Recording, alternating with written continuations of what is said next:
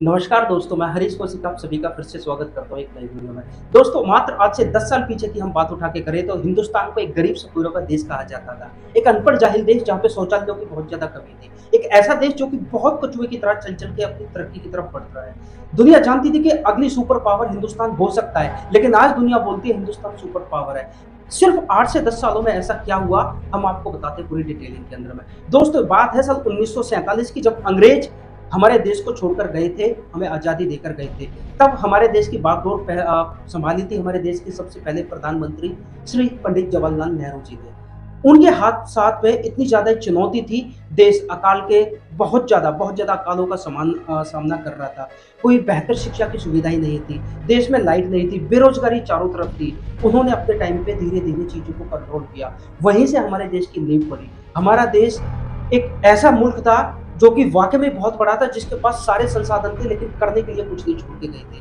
ठीक वैसे ही जैसे अफ़गानिस्तान को आज की डेट में अमेरिका छोड़ के चला गया है। सब कुछ है, लेकिन कैसे करना है पूरी दुनिया की नज़रों में बर्बाद करके चला गया। वैसी ही ज़िम्मेदारी सँभाली हमारे श्री पहले प्रधानमंत्री जवाहरलाल नेहरू जी ने। लोगों को धीरे-धीरे शिक्षा की तरफ लिया, यहाँ पे यूनिवर्सिटीज़ बनाई, यहाँ पे कॉलेज बनाए, स्कूल बनाए, बिजली लेकर आए, धीरे-धीरे इंडस्ट्रियलाइज़ेशन की तरफ ध्यान दिया, धीरे-धीरे हर चीज़ की तरफ ध्यान दिया। यहाँ पे रोड्स बनाए गए, एरोप्लेन्स लाए गए, एयरपोर्ट्स बनाए गए, लेकिन बहुत ज़्यादा, क्योंकि हमारा देश बहुत ज़्यादा बड़ा है। इसके अलावा बात करें, ये कंटिन्यू पिछले 70-75 सालों से चलता हुआ आ रहा है। हमारे देश की सभी सरकारों ने, सभी राष्ट्रपति ने देश के लिए बहुत ज़्यादा किया। लेकिन पिछले 10 सालों का ग्राफ उठा के देखिए, पिछले 75 सालों में इतना नहीं हुआ, जितना 10 सालों के अंदर में इस देश ने स्पीड पकड़ी है। कैसे? पहले हमें सपेरों का देश कहा जाता था, पहले हमें अनपढ़ों का देश कहा जाता था, पहले हिंदुस्तान को एक ऐसा देश कहा जाता था जहाँ पे शोषण नहीं थे। एक खुश देश, एक विकासशील देश, एक विकसित देश की पहचान यही होती है जहाँ पे हर घर में शौचालय हो, जहाँ के लोग हाइजीन, जहाँ की साफ-सफाई बहुत ज़्यादा पसंद करते हैं, जहाँ के लोगों का शिक्षा स्तर बहुत ज़्यादा हो, जहाँ के लोगों के पास में रोज़गार ज़्यादा हो, जिस देश की जनता बहुत ज़्यादा खुश हो, वहाँ पे महँगाई दर बहुत कम हो। एक विकसित देश की यही पहचान होती है। उसके अलावा आपने देखा होगा हमारी आर्मी के पास में कितनी ज़्यादा इक्विपमेंट्स की कमी थी, बहुत ज़्यादा पावरफुल हथियारों की कमी थी। जैकेट नहीं थे, हथियार नहीं थे, बुलेट प्रूफ गोलियाँ नहीं थी। इन चीज़ों का समाधान सबसे पहले हमारे रक्षा मंत्री और देश के प्रधानमंत्री जी ने मिलकर किया।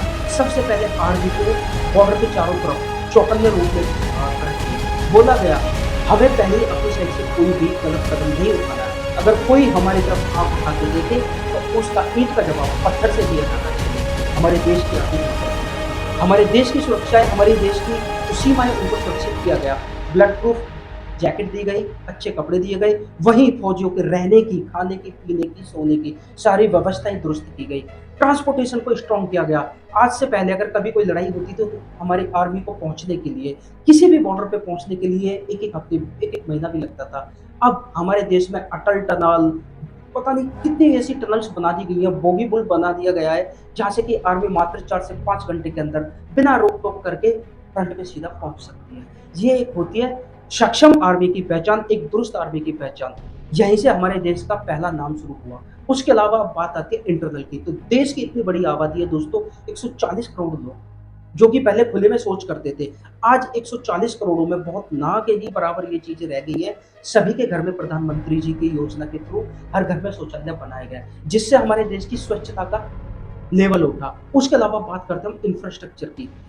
पहले हमारे देश की रेलवेज़ की टाइमिंग बहुत ज़्यादा खराब थी, सुविधाएँ नहीं थी, खाने-पीने के लिए अच्छी चीज़ें नहीं होती थी। वहाँ की पैनेट्री को सिस्टम स्ट्रॉन्ग किया गया।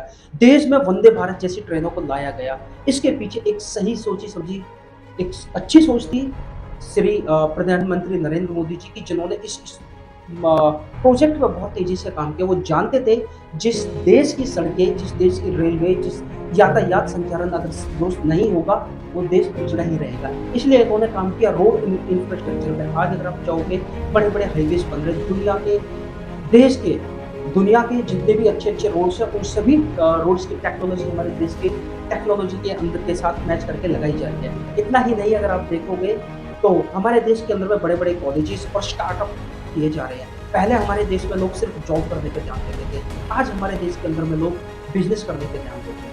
दोस्तों, इतना ही नहीं, बिज़नेस के अलावा बहुत सारे ऐसे स्टार्टअप है, बहुत सारे युवाओं ने ऐसी चीज़ करके दिखाई है, जैसे कि एमबीए चाय वाला। एक चाय वाला होके भी दुनिया के सामने एक अच्छा टर्नओवर कैसे कर सकता है? तो बहुत सारे ऐसे स्टार्टअप है जैसे कि 2014 से पहले भी थे, लेकिन 2014 के बाद में गवर्नमेंट ने इन चीज़ों पर बहुत ज़्यादा जोर दिया, लोगों को रोजगार दिया। इससे पहले हमारा देश बदनाम रहता था, हमारे ही देश में हमारे ही देश के युवा पत्थरबाजी करते थे हमारी देश की सेना में। धारा 370 एक ही बार में बिना किसी सोच समझ के हटा दिया। आज कश्मीर का युवा जॉब करता है, आज कश्मीर का युवा आर्मी में भर्ती करता है, आज कश्मीर का युवा स्टार्टअप कर रहा है, वहाँ पे काम धंधे चल रहा है, वहाँ की डल लेक के अंदर में वहाँ पे बोट हाउस खुल चुके हैं, टूरिस्ट जा रहे हैं, कमाई कर रहे हैं। दोस्तों उनके हाथ में पत्थर की जगह पैसा थमा दिया। ये सोच समझ के हमारे देश के प्रधानमंत्री नरेंद्र मोदी। इसके अलावा वैश्विक पटल पे जहाँ जहाँ वो जिस देश के साथ में गए वहाँ पे सीधे खुल के बात करें, भाई अगर हम रशिया से पेट्रोल ले रहे हैं तो इसमें आपका कोई भी नुकसान नहीं होना चाहिए। हम अपने देश के लिए हर वो चीज़ करेंगे जहाँ से हमें सस्ता होगा। अगर हम आपसे राफेल ले रहे हैं, हम राफेल भी आपसे लेंगे, राफेल की टेक्नोलॉजी भी आपसे लेंगे, लेकिन रेट क्या होगा? हो सकता है हम अभी 20 यूनिट लिए, हो सकता है हम 200 यूनिट लिए, लेकिन रेट क्या होगा? तो ऐसी चीजें उन्होंने करके दिखाई जहाँ पे हर तरीके से उन्होंने बताया, भाई पूरी दुनिया को दिखाया कि 140 करोड़ की आबादी है हमारे पास में। अभी सिर्फ जो मोबाइल है 20 से 25 करोड़ लोगों के हाथ में है, बाकी इतनी बड़ी मार्केट है। दोस्तों आज हिंदुस्तान दुनिया का सबसे बड़ा मोबाइल, चाइना के बाद में दुनिया का सबसे बड़ा मोबाइल उत्पादक और निर्यातक बन चुका है।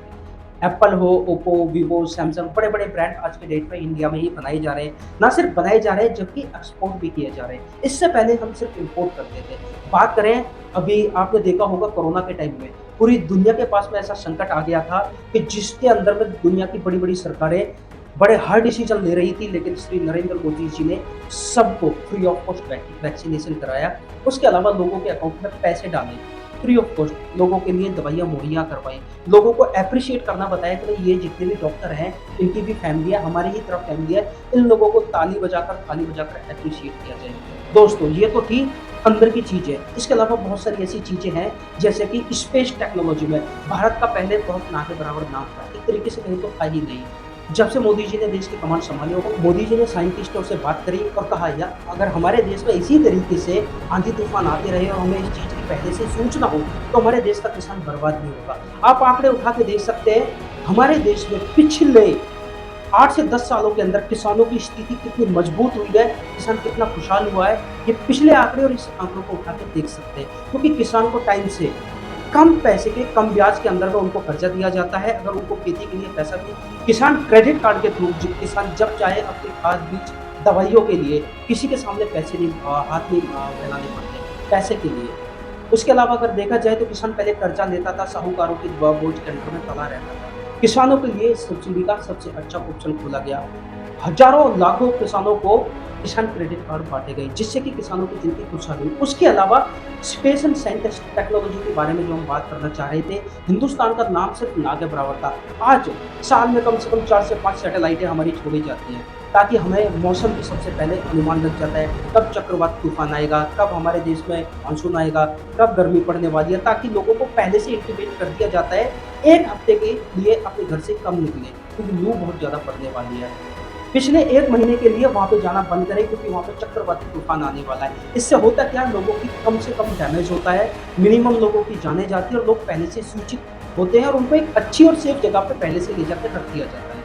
ये तो थी साइंस स्पेस एंड टेक्नोलॉजी के बारे में। जैसा कि आप जानते हैं हमारे चंद्रयान को लेकर के दुनिया भर में चर्चाएं होती रही हैं। ऐसे ही बहुत सारे ऐसे प्रोजेक्टों को मोदी जी ने खुली चुनौती खुला अप्रूवल दे दिया कि भाई आप लोगों को जिस भी एंगल से करना है, जितना भी बजट लगे आप हमें बताइए, हम सीधा अप्रूव करेंगे। इसके अलावा बात की जाए तो हर देश में जा जाके इन्होंने जितनी विजिट करी, दुनिया के शायद ही कुछ ऐसे देश होंगे जिनके साथ में हमारे आज की डेट में कम से पैटर्न है। दुनिया के जिस भी वैश्विक पटल पर जाते हैं तो सबसे पहले अपनी संस्कृति का प्रचार किया जाता है, अपने ड्रेसिंग सेंस से, अपने पहनावे से।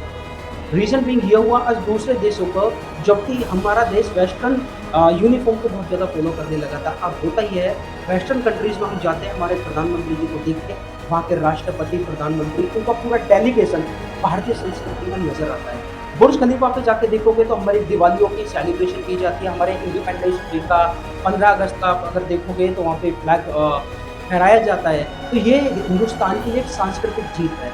एक देश कैसे आगे बढ़ता है जहाँ पे लोगों को रोजगार करने के लिए, बिजनेस धंधा करने के लिए सारी छूटें और सहूलियत मिले। दोस्तों अगर आज की डेट में आप देखोगे हिंदुस्तान के अंदर वन विंडो लागू कर दिए गए हैं, जिससे होता क्या है, बिजनेस करने में बाहर की कंपनियों को बहुत आसानी होती है। मिनिमम पेपर वर्क कर दिया, सब कुछ ऑनलाइन है। इससे होता क्या है, लोगों को आइडिया रहता है इंडिया में जाइए, वहां पे मिनिमम पेपर वर्क है। बहुत सी जगह आज भी है, इस बात को हम एक्सेप्ट करते हैं, आज भी इन चीजों को काम करने की जरूरत है। लेकिन जो काम पहले, एक तरीके से आप इस चीज को ऐसे समझ सकते हो, जो काम पहले होता था 1 महीने में, वो काम अब हो जाता है 1 दिन के अंदर में, क्योंकि सब कुछ आपको ऑनलाइन करना पड़ता है। सारे रजिस्ट्रेशन, सारे लाइसेंस अप्लाई करना, आपको गवर्नमेंट साइट पे जाके वहाँ पे अगर आपको फैक्ट्री लगानी है तो आपको प्लॉट भी अलॉट हो जाता है। वैसा ही उत्तर प्रदेश के अंदर हो रहा है, वैसा ही हरियाणा के अंदर हो रहा है, वैसे ही MP, गुजरात, महाराष्ट्र, सभी इंडिया के किसी भी राज्य के अंदर में जाओगे तो आपको ये सब कुछ देखने के लिए मिल जाएगा।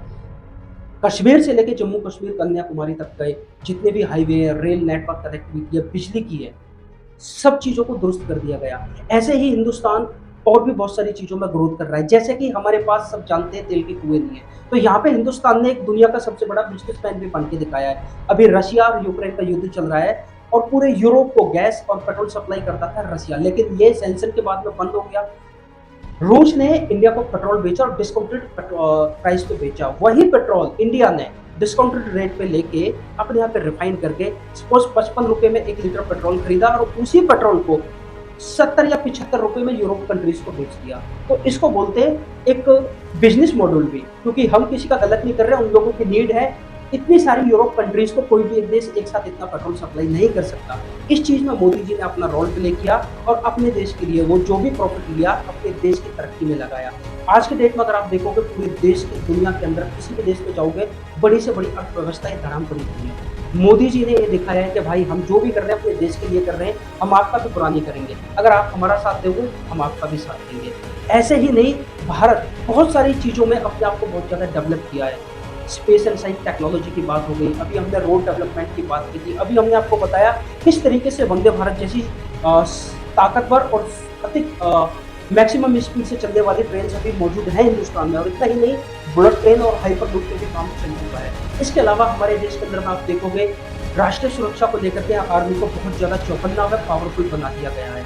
इससे पता लगता है कि हिंदुस्तान को ये चीजें जो बहुत पहले करनी थी अभी हो चुकी है। दोस्तों, नोटबंदी हुई थी, एक मंत्री, एक प्रधानमंत्री के कहने पे आज रात से लीगल टेंडर नहीं रहेगा। दोस्तों, आप यकीन नहीं मानोगे, हर हिंदुस्तानी ने इस प्रधानमंत्री को सपोर्ट किया। इसलिए सपोर्ट किया क्योंकि वो जानते थे, ट्रस्ट करते थे, मोदी है तो मुमकिन है। ऐसे ही मोदी जी नहीं बोलते भाई, अगर मेरे देश पर आप उठाया, इनका एक मैं डायलॉग भी आपको सौगंध मुझे इस मिट्टी की, मैं देश, ये डायलॉग था, याद रखना, यहाँ मोदी बैठा है, अपने देश के लिए कुछ भी कर सकता है। ना हम गिरेंगे ना हम गिराएंगे, लेकिन आंखों में आंखें डाल के बात करेंगे। वहीं अभी यूनाइटेड स्टेट में वीटो पावर तो छोड़िए, 27 सदस्यता भी मिल चुकी है। G20 जैसे बहुत बड़े बड़े सम्मेलन हमारे देश में हो रहे हैं। इसको बोला जाता है विकासशील भारत, आगे दुनिया की तरफ बढ़ता हुआ भारत। दोस्तों, अगली वीडियो में हम आपको बताएंगे इन सब चीजों के अलावा कश्मीर के लोग जो पहले पत्थरबाजी करते थे, आज की डेट में वहाँ के युवा क्यों रैंडमली सिर्फ 370 हटने से ऐसा क्या हो गया कि वहाँ के लोग अब आतंकवादी नहीं बन रहे, वहाँ के लोग अब पत्थरबाजी नहीं कर रहे, वहाँ के लोग देश को सपोर्ट क्यों कर रहे। अगली वीडियो के लिए हमारे चैनल को लाइक, शेयर, कमेंट करना ना भूलें।